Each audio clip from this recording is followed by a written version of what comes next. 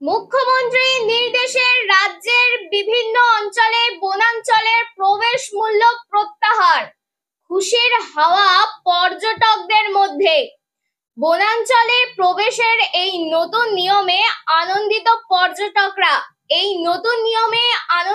পর্যটকরা তাদের মতে এই সিদ্ধান্ত বনাঞ্চল ও পর্যটনের সঙ্গে সাধারণ মানুষের সংযোগ আরো বাড়াবে। তবে বন দপ্তরের একাধিক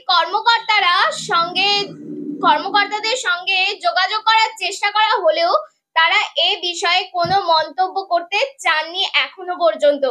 রাজ্যের মুখ্যমন্ত্রীর নির্দেশে ৪৮ ঘন্টার মধ্যেই বড় পদক্ষেপ নিল বন দপ্তর। রাজ্যের সমস্ত বনাঞ্চলে প্রবেশ মূল্য প্রত্যাহারের সিদ্ধান্ত নেওয়া হয়েছে।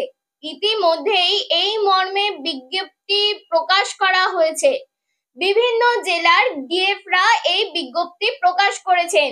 মুখ্যমন্ত্রীর এই পদক্ষেপে উচ্ছ্বাসিত পর্যটক মহল।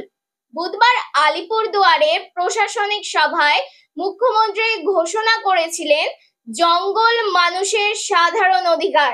তিনি প্রশ্ন তুলেছিলেন যে কেন জঙ্গলে প্রবেশ করতে হলে সাধারণ মানুষকে টাকা দিতে হবে।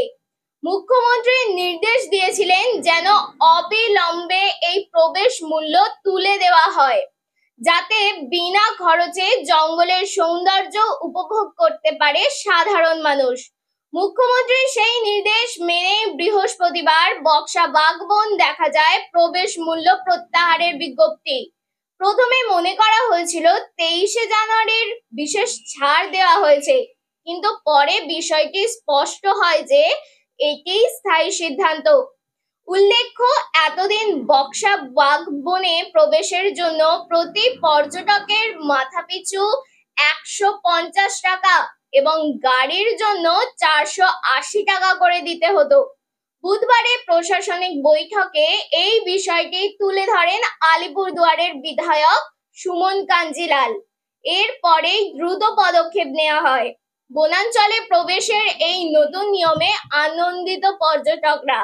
তাদের মতে এই সিদ্ধান্ত বনাঞ্চল ও পর্যটনের জন্য সাধারণ মানুষের সংযোগ আরো বাড়বে। তবে বন দপ্তরের একাধিক কর্মকর্তার সঙ্গে যোগাযোগ করার চেষ্টা করা হলেও তারা এ বিষয়ে কোনো রকম মন্তব্য করতে চাননি।